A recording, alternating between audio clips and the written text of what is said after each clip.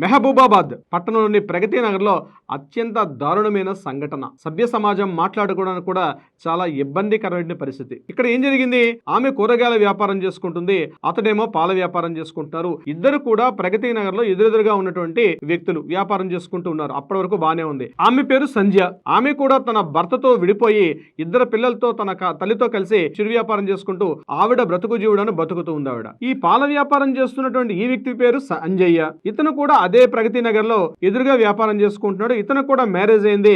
ఆ భార్యతో ఇబ్బందులకు గురైన తర్వాత అతను కూడా విడిపోయి తన ఇద్దరు అమ్మాయిలు ఒక అబ్బాయిని దగ్గర పెట్టుకుని అతను కూడా చేస్తున్నాడు. అయితే మెల్లగా కొద్ది రోజులకు ఏమైందంటే ఇతను ఆమెని ఇబ్బందులు కూర్చోడం జరిగింది. ఈ రకంగా నేను నిన్ను పెళ్లి చేసుకుంటాను, మనం కలిసి ఉందాం అని చెప్పి ఇద్దరి మధ్య ఏదో కాస్త శారీరక సంబంధం ఉన్నట్టుంది.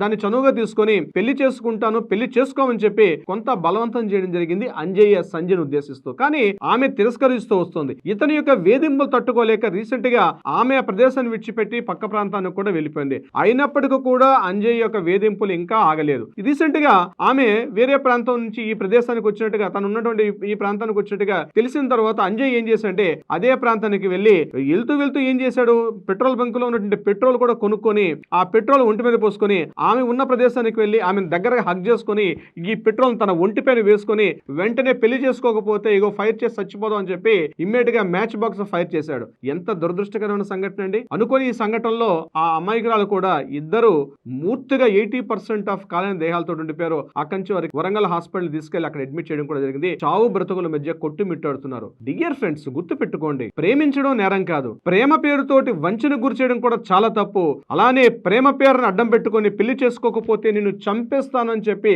ఆడపిల్లల్ని భయపెట్టడం అత్యంత దారుణం. ఆ ఇద్దరు పిల్లల పరిస్థితి ఏంటి, ఎవరికి చెప్పుకోవాలి? ఈ రోజు నీ యొక్క పిచ్చి వల్ల అంజయ్య, నీకే నేను చెప్తున్నాను, నీ పిచ్చి వల్ల నీ ముగ్గురు పిల్లలు, ఇద్దరు అమ్మాయిలు ఒక అబ్బాయి ఈ రోజు అనాథయ్యారు. అంతేకాకుండా ఇప్పుడు సంజయ్ యొక్క ఇద్దరు పిల్లలు కూడా రోడ్డున పడాల్సిన పరిస్థితి వచ్చింది. కాస్త జ్ఞానంతో ఆలోచించండి. మనం ఏ కాలంలో ఉన్నాం? ఆటవిక సమాజంలో ఉన్నామా? మనం ఏమన్నాను, ఎలాంటి స్థితిలో ఉన్నాం? ఒక్కసారి ఆలోచించండి. సభ్య సమాజం తలదించుకునే ప్రయత్నాలు చేయొద్దు.